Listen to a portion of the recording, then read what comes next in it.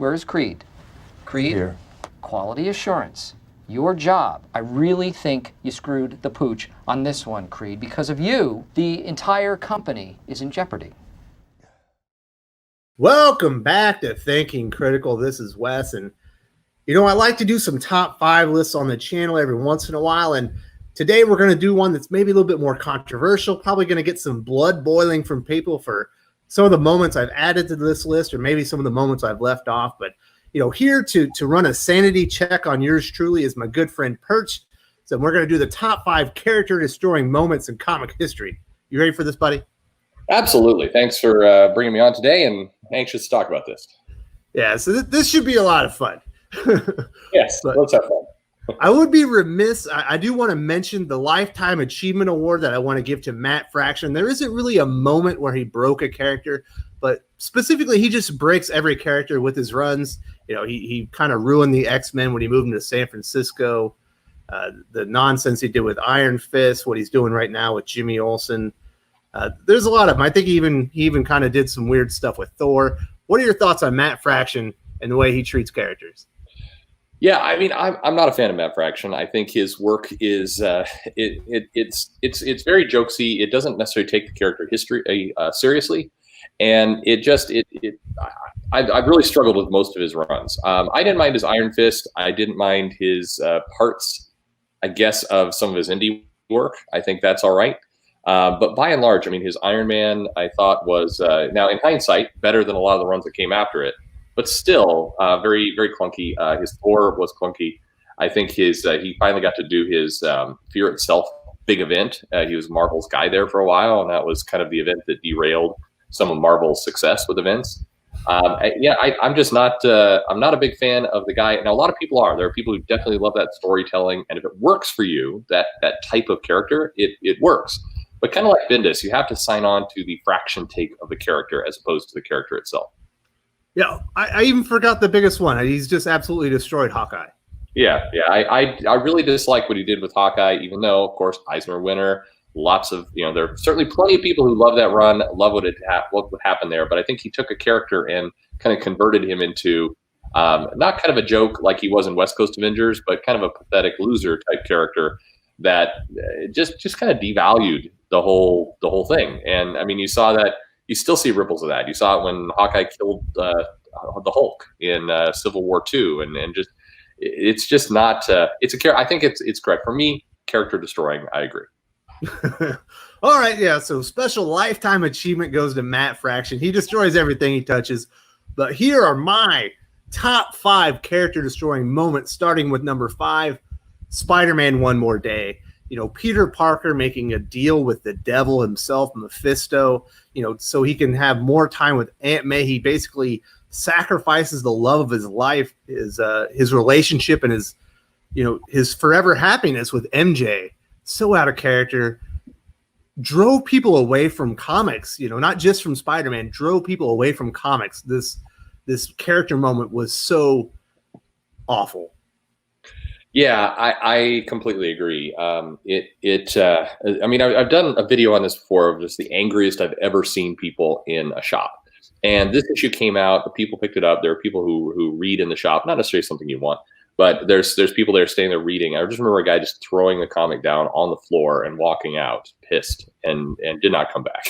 I think that moment was painful. It was a belief of Marvel that fans didn't want to see a married Peter Parker. They wanted him back to his younger, kind of more carefree Parker Luck type days, that it broke the character to have him married to a super hot model. But it so much effort, so much work, decades of time went into building these characters and bringing it to this relationship and evolving Peter Parker and showing that growth could happen. And in one moment they said, character growth is not important. Let's just forever spin wheels. And it was poorly done, poorly handled. And the repercussions of that, I mean, they're still trying to find a way out of it. Even though they've started to undo big parts of it, it still haunts that character to this day. Yeah, it's strange. If you mention Joe Quesada, you'll almost inevitably get at least one person or two people like jumping on social media because they have not forgiven him for one more day. They just can't get over it. Yeah, I mean, that's the big beef people have with him. And it's interesting. You think about a guy I think, who had a lot of credibility. The Marvel Knights work he did and his work before, Quesada was well loved, I would say, generally by the comics community as a guy who could draw, write, had good ideas for comics, good ambassador. People were saying, hey, this guy could be the next Stan Lee. There are just a lot of, I'd say, really positive thoughts about him that went up in smoke with that storyline that he has proudly stood behind. And I guess, stand behind everything you do. But it's interesting to see so much goodwill vanish in a creator from that one moment. And in many cases, probably an overreaction. I mean, everybody does bad things. So to measure a person by only one event, probably not fair. But it's amazing to me how not only the character went up in smoke, but his own relationship with fans by and large. It's shocking they ever even considered it. So my number 4 character destroying moment, Hal Jordan becoming Parallax. It took, I think in hindsight, if people look back at it, it's not so bad because Hal Jordan as Parallax was somewhat interesting. He's certainly been redeemed and he's a great character now, but he was not a hero for a very long time. It took Jeff Johns, a lot of hard work by Jeff Johns in Green Lantern Rebirth to finally redeem that character and bring back the Hal Jordan people wanted. But Hal Jordan becoming Parallax, that was not liked at all in the moment. No, it really wasn't. And it was a time when DC was floundering a bit and just making some strange decisions in general with their characters. It was see if this sounds familiar. They felt they had a bunch of legacy classic characters and they need to do something new. They need to bring some new faces to the mix and shake things up a little bit and maybe retire some of the older characters or transition them in some way. And so this is what they landed on. And almost immediately, as you said, it was disliked. It was, again, something that DC had to take a lot of time to get out of, and it's interesting to see how. And this is a Ron Mars book, and it's something that I'm going to ask him about here in the near future. But I'd be curious if they expected that reaction, and what was the feeling internal when the fans turned on it so hard. Because Green Lantern, Hal Jordan was well liked, but he's never a character people got really emotionally angry or happy about. He was just a solid character people liked, and they turned him into something that definitely hurt the entire book. It's interesting because, I think a lot of people, myself personally, I think Jeff Johns is the best Green Lantern writer probably ever right now. But before that, there are some great Green Lantern writers. Gardner Fox comes to mind, but Ron Mars wrote some great Green Lantern stories, and I'm shocked he came up with this one. Yeah, absolutely. He was a go-to guy, and I think he's one of the people that can put his name on the key character, the key architects of this character. So it was an odd one. Like I said, I'm very interested to learn a little bit more about it. Was this editorially driven? Was there, what's the backstory behind this? Was this, completely from the creative team? Because it was a huge moment for DC Comics in general. And it definitely not only did not do what they hoped, which was to transition to newer characters, fresher faces, kind of a renewed sense of optimism and excitement. It did the opposite. It drove people away. So my number 3 character destroying moment is relatively recent. Secret Empire. It's Hydra Cap, Captain America, Hail Hydra. Turns out he's been a Hydra agent the whole time. Marvel Comics has not been able to salvage the character since then. There hasn't really been a good Captain America story written since that revelation. And it really goes deeper than that. If you think about the creators of Captain America, 2 Jewish men who fought in World War II, their creation essentially turned into a Nazi sleeper agent the whole time. Just wrong on so many levels.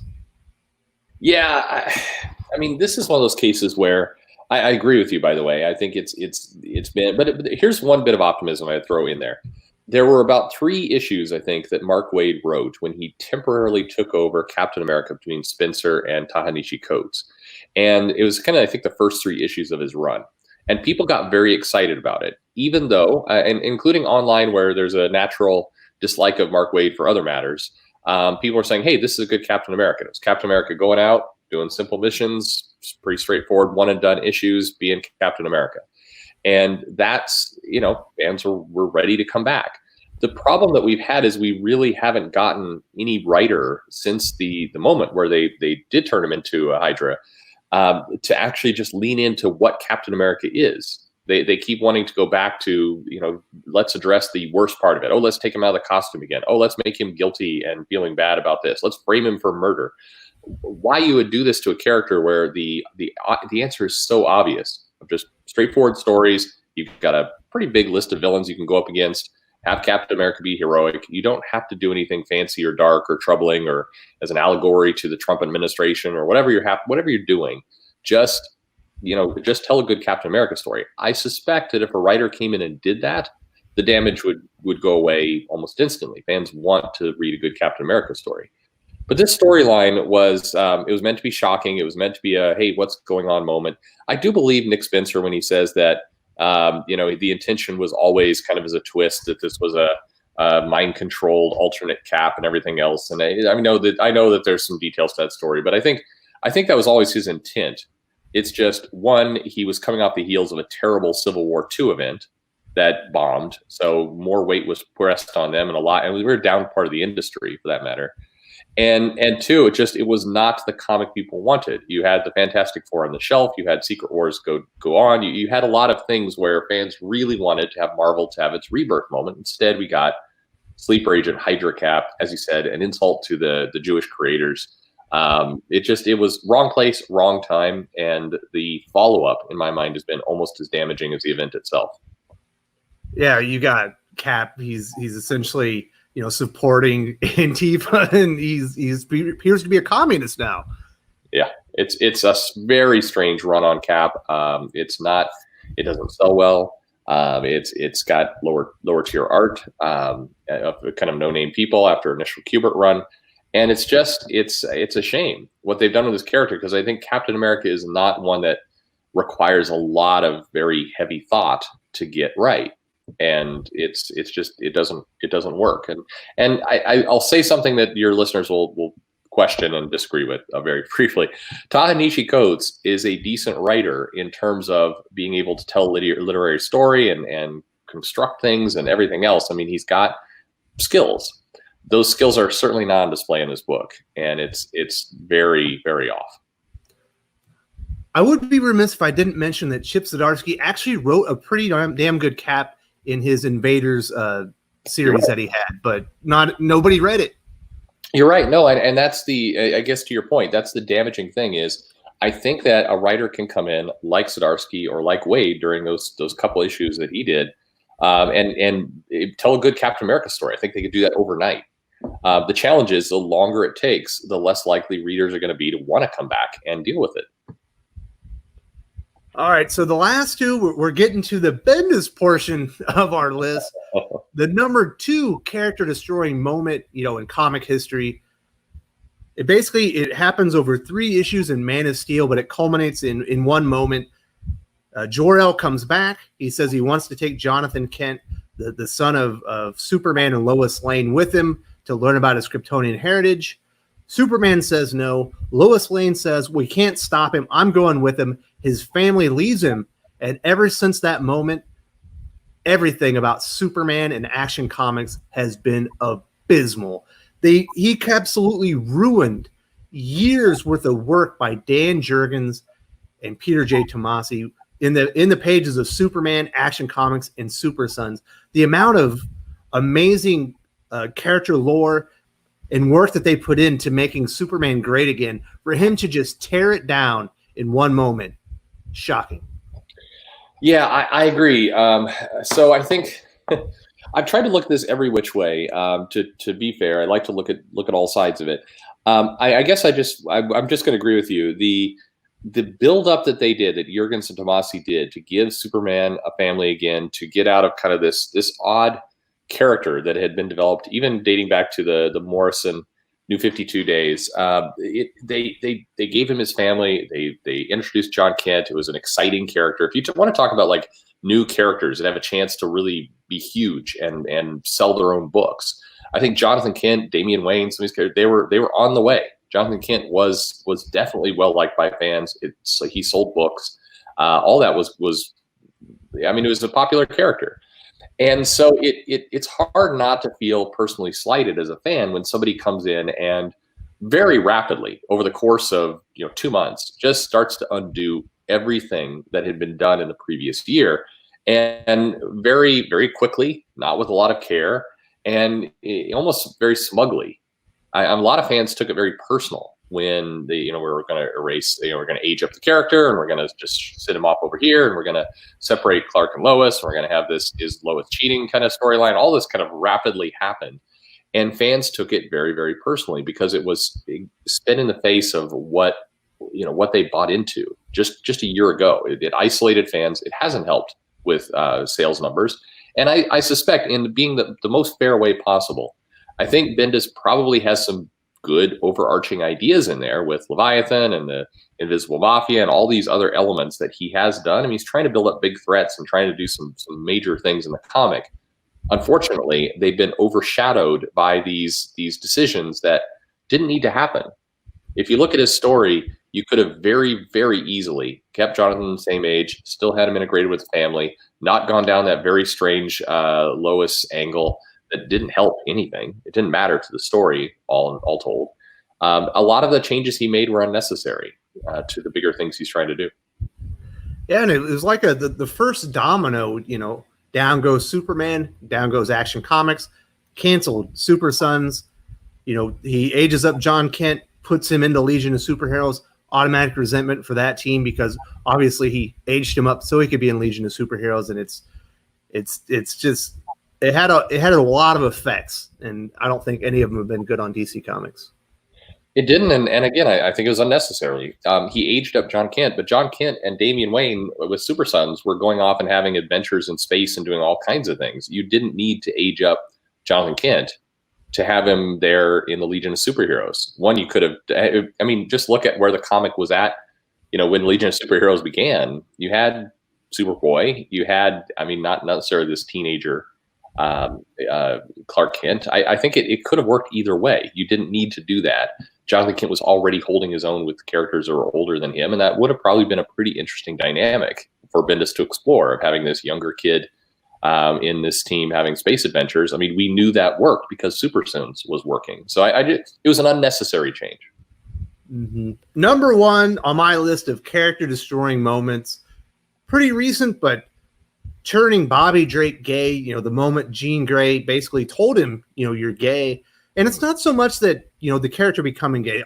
That was always not going to be taken well by the fans, because that's a huge change after, decades of character history, character stories. We've seen, how his mind works. He's never mentioned anything that sounded like maybe he was gay the whole time. But it's been the writers that they put on the character. They've just absolutely assassinated anything that made Bobby Drake cool. He's basically useless now. There's a Cena Gray's Uncanny X-Men special where he's running into a room and throwing a book, claiming he's an Omega level mutant. Yeah, it's the writing has been very peculiar. And again, it's kind of like Cap. You can put a good writer on this character, straight or gay, and it will be just fine. It's just that they made this character, they leaned into stereotypes. And what I guess is peculiar to me, and nobody's ever been able to explain this in a really solid way, is there's a lot of people saying you're homophobic or other things if you dislike this move. Yet the character is written in probably the most homophobic stereotype of a gay character that I've ever seen. It's not like this character is being written with elegance and complexity. The character is being written as a two-dimensional stereotype, and I don't think that helps anyone. If I was thinking of, let's hire the most kind of anti-gay writer possible to write a gay character, they would write it like Iceman is being written today. It's weird. And I think, I'm with you. I think, there's obviously, it's a character with decades of history that was always going to frustrate fans and irritate them and bother them because it didn't add up to the history they knew.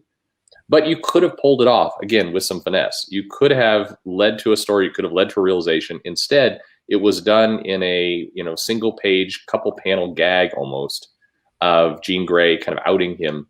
And it was done in a cheap way, and the character's been written largely in a cheap way since.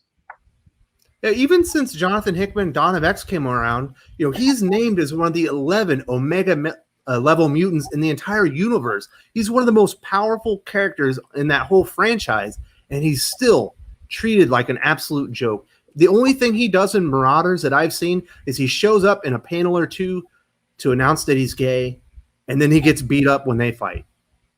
Yeah, I mean, they're not. It needs a writer to come in and say, all right, let's forget his sexuality, gay, straight, whatever it is. Not permanently. Just let's write an Iceman story where he's doing something incredibly powerful, incredibly heroic, showing off these Omega level powers. Do something amazing to get people behind the character.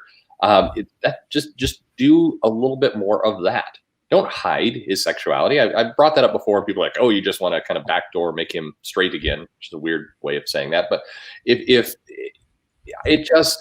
you just need to show the character is more than a joke, and he's being written like a joke right now. Couldn't agree more. All right, Perch, that's my top 5 list. And I've also got a special lifetime achievement award in there. What did I get wrong? Did I miss something that was egregious, that was a character destroying moment that should have been in that top 5? No, I think it's a good list. I'll throw one more in, and everybody has their own personal opinions, but I'll throw one more that was I would call a line destroying moment, and that's Ultimatum. I think Ultimatum as a book was a storyline. The Ultimate Universe had a lot of momentum. It helped save a lot of what Marvel was in the early 2000s, and very strong sales. They were putting out books that were doing incredibly well, and Ultimatum came along with the kind of twincest angle that had happened just before in Ultimates 3. And it blew up a universe and a line that was an escape for a lot of fans who didn't like the core Marvel universe, was wanting the Ultimate Universe. It was an interesting destruction of the line of comics that was another way for Marvel to make money. Well, who was responsible for that one? That's Jeff Loeb, and had David Finch on his art. So at the time, Finch was quite strong as an artist, one of the top artists of the world. But I mean, we got such amazing things. I mean, I go back and I look at that now, and it is almost a masterclass. Every page has something ridiculous and insane in it, whether it's Quicksilver and Scarlet Witch having an incest angle, whether it was the Blob eating the Wasp, literally. People having their heads chopped off. I mean, just a bizarre comic that fails on every level, but maybe not just comedy damage level. Yeah, that's crazy. Yeah. Thank you so much for joining me, Perch. I really appreciate it. Had fun doing this list, and I hope people enjoy it. If you have comments, if you have a moment that you think should have been on the list, let us know in the comments below. We love to debate this stuff and want to hear from you guys. Absolutely. Yeah. Thanks for talking, and always fun. If you enjoyed this video, please give it a like. I would appreciate it very much. It helps us attract more views for the channel. Subscribe for future commentary, comic book news, and reviews. And don't forget to ring the bell for notifications. If you want to talk comics, movies, and much, much more, you can follow me on Twitter at Wes_from_TC. With that, Salamat Po, and I'm out.